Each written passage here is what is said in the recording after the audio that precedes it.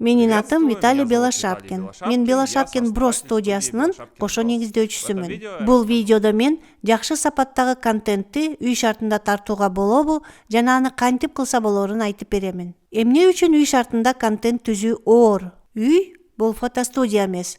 Үй салып жатканда эч ким фотосүрөт тартуу үчүн жарык берүү шарттары жөнүндө ойлонбойт. Үйдө жөн эле шарт жок. Фон дагы, жарык дагы жок. Биз анча чоң эмес буюмдарды фотосүрөткө тартуу үчүн варианттарды карап чыгабыз. Себеби чоң көлөмдөгү буюмдарга жарык берүү жана алар үчүн шарттарды табуу татаалыраак. Алар жөнүндө биз өткөн видеолордо сүйлөшкөнбүз. Эсиңерге алыңыздар. Үй шартында жана адистер таратылбастан жасалган контент маркетплейстерге чыгаруу үчүн жараксыз болуп калышы мүмкүн. Ал социалдык тармактар үчүн жарашы мүмкүн. Биринчи, бизге керек нерсе бул ак фон. Чоң студиялык фонду табыш силерге кыйыныраак болот жана ал кымбат. Ошондуктан бизге A1 форматындагы чоң барактар керек. Жөн эле ватман керек. Эгер биз чоң эмес бир нерсе тартып жатсак, экөөнү колдонсок болот. Бирөө жерге салынат, анын үстүнө товар жайгашат. Экинчиси фон катары. Lightboxко окшош нерсе болот. Муну кантип бекитебиз? Ойлонуш керек. Фонду силер бир нерсеге прищепка же скотч менен илип койсоңор болот.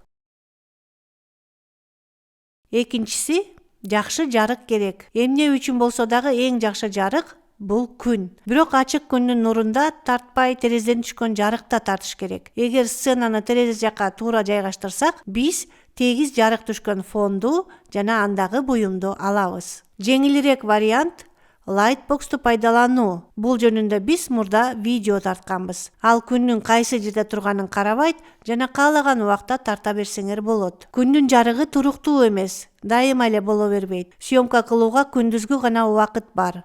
Ошондуктан өзүңөрдүн съемкаңарды эртерээк пландаштырып, эртерээк даярданышыңар керек. Күндү көзөмөлдөгөн болбойт. Аны булуттар тосуп калышы мүмкүн.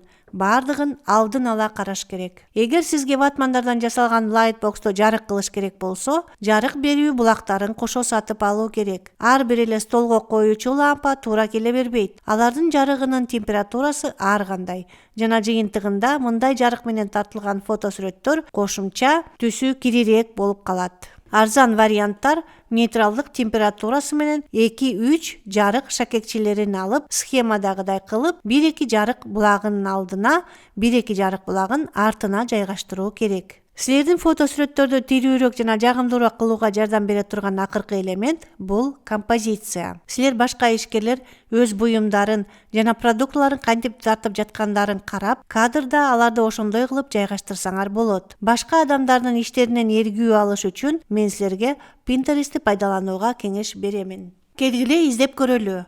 Кургак жемиштерди кантип тартышат? Мисалы, ушул сүрөттү алалы. Ал ак фондо жасалган.